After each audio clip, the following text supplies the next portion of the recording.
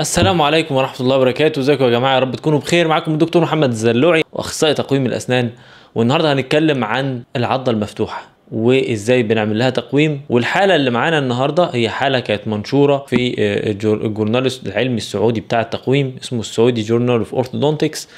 وديت حالة يعني حلوا مشكلة التقويم، لأن الست اللي كانت جاية تعمل التقويم كانت عايزة يتعمل بسرعة، فالدكاترة قرروا إن يستخدموا حاجة اسمها كورتيكوتومي. ودي عملية بتستخدم يعني نادرا ما بتستخدم في العيادات. يعني حالة anterior open bite بتاخد في العادة حوالي سنة ونص، او اللي هي العضة المفتوحة تاخد لها حوالي سنة ونص. الحالة دي خلصت في 5 شهور، لان هم جربوا الطريقة دي يعني قلما تستخدم، ولما استخدموها حققت نجاح، فعرضوها وحطوها على الجورنال اوف اورثودونتكس او المجلة العلمية بتاعت السعودية. فالحالة جميلة جدا، وقررت ان انا اشارككم النهاردة الحالة ديت وازاي تمت وازاي اتعملت. الاول مبدئيا احنا لما بنيجي نعمل تقويم احنا بنعمل ايه في التقويم بنبدا نحط قوه على الاسنان او ضغط على الاسنان، والضغط اللي بيتحط على الاسنان بيأثر على العظم، فبالتالي العظم بيحصل له تعديل. يعني ايه تعديل؟ يعني حتت تتكسر منه وحتت تتكون، حتت تتكسر وحتت تتكون، لغايه لما نوصل للمكان او الحته اللي احنا عايزين نوصل لها في العظم ده. برضو الكلام مش واضح. يعني ايه؟ يعني انت دلوقتي عندك حيطه، الحيطه دي انت بتقعد تكسر فيها وتبني حيطه جديده، تكسر فيها وتبني حيطه جديده. الحيطه ديت عليها مثلا لوحه، عليها كلام من كده، فانت عايز تنقل بقى اللوحه بالحيطه بكل حاجه، فبتكسر تحط اللوحه على مكان جديد. وهم ده بالظبط، هم ده اللي عملوه. الحاله زي ما هيظهر لنا في الصوره ايه هو التشخيص بتاعها، هيظهر لنا ده البروفايل بتاعها. في بروز في الفك السفلي، الفك السفلي طالع لقدام، والعيانه من الريس بتاعها او العرق بتاعها بيخلي عندها ان البروز في الفك العلوي والفك السفلي، بس هنا الفك السفلي بارز اكتر، وده خلى العضه تكون مفتوحه بالمنظر ده. طب العيانه دي بتشتكي من ايه في الاساس؟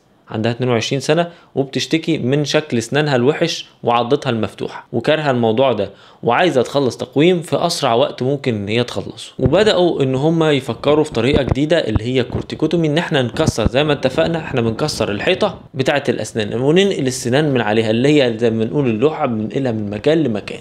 فايه كورتيكوتومي؟ بيكسروا العظم اللي ما بين الاسنان من بره ومن جوه، بيفتفتوه كده ويبدأوا يحطوا الفرصة على الاسنان او القوه على الاسنان والضغط، بحيث انها تتحرك، فتقوم تتحرك بسرعه. ربنا سبحانه وتعالى خلق فينا ميكانيزمات او اليات. الاليات دي عامله زي عمال المباني اللي بيبنوا ويهدموا، يبنوا ويهدموا حسب ما ايه، ما القوه او التوجه اللي احنا عايزين نوجه فيه بنوجه. سبحان الله. فخلينا نشوف الاول مشاكل المريضه دي عامله ازاي. المريضه ديت عضتها مفتوحه، احنا لما بصينا بقى جوه بقها، طبعا الحاله دي مش انا اللي عاملها، الحاله ديت منشوره زي ما قلنا في السعودي جورنال او في المجله العلميه. الحاله فيها ريستوريشنز، يعني فيها حشوات متعدده، فيها مسافات ما بين الاسنان، وده هيساعدنا في الشغل. العلاقه ما بين الاسنان نفسها علاقه طبيعيه، يعني مش هنحتاج ان احنا نخلع لا فوق ولا هنخلع تحت عشان نظبط العلاقه. يعني الفك السفلي كدنتال او كاسنان يعتبر مظبوط على الفك العلوي، لكن المشكله في العظم نفسه. هنشوف في الصور كده زي ما احنا شايفين، ده شكل الاسنان،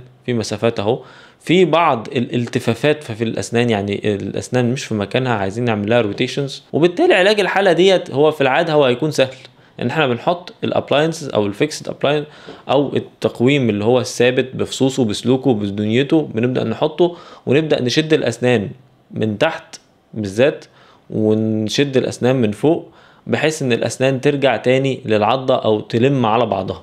وهم بالظبط ده اللي عملوه، ولكن عملوا بقى بمساعدة الجراحة. قبل الجراحة بدأوا يحطوا الفصوص بتاعت المريض بحيث انه يكون مستعد، ويظبطوا الأسنان شوية، وبعدين دخلت الجراحة. وبعد الجراحة قبل ما تفك السوتشرز بدأوا يحطوا، او قبل ما تفك الخياطة بدأوا يحطوا، او وقت فك الخياطة بدأوا يحطوا السلوك، التدرج الطبيعي بتاع السلوك، ولكن تدرج سريع.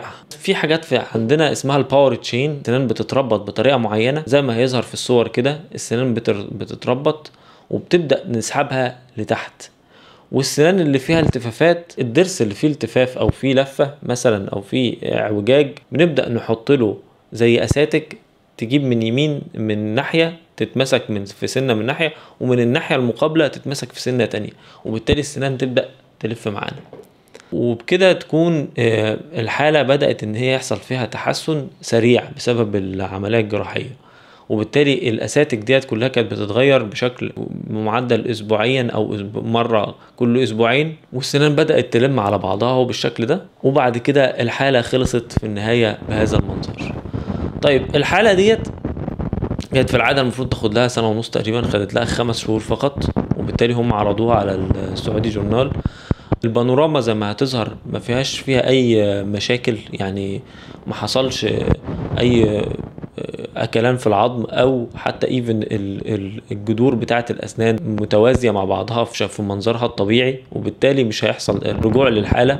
الحاله طبعا حط لها ريتينر او اللي هو حافظ على الشغل اللي اتعمل، زي اي حاله تقويم ما بيتحط لها عشان يتحافظ على الكلام ده كله. والحالة زي ما احنا شايفين رجعت لشكلها الطبيعي وبقت جميلة جدا، ومنظرها زي ما احنا شايفين ما حصلش اي انسحاب في اللثه بسبب العمليه. والعمليه لما اتعملت بطريقه حاجه اسمها فول ثيكنس فلاب. الفول ثيكنس فلاب ده عشان اللثه ترجع لمكانها الطبيعي، ما يحصلش انسحاب او خروج عن اللثه عن مكانها. دايما الناس اللي بتتخوف من الجراحه بتخاف ان يحصل انحسار في اللثه او ان اللثه تخرج عن مكانها الطبيعي. الحالات دي يا جماعه انا بشرحها بشكل مبسط قوي قوي قوي، فلو حد بيتابعني طبيب اسنان او حد من المتابعين فاهمين الكلام ده قوي وعايزين نخش شويه ان ديتيل ازاي الحالات دي تمت، يعني سيكونس الوايرات، يعني تدرج السلوك. يعني احنا عندنا السلوك فيها 16 25 وفي نايتاي وفي ستانلس وفي التكنيك بتاع الشغل نفسه. لو في حد عايز يعرفه يا ريت اعرف في التعليقات، بحيث ان احنا بعد كده نحط التفاصيل الحالات بشكل اكتر ومفصل. انا بخاف ان انا اخش في التفاصيل فالناس تتوه مني او الكلام ده كله، فيا ريت الناس تعرفني انتوا عايزين ايه عشان نعمله في الحلقات الجايه، وهل الحلقه من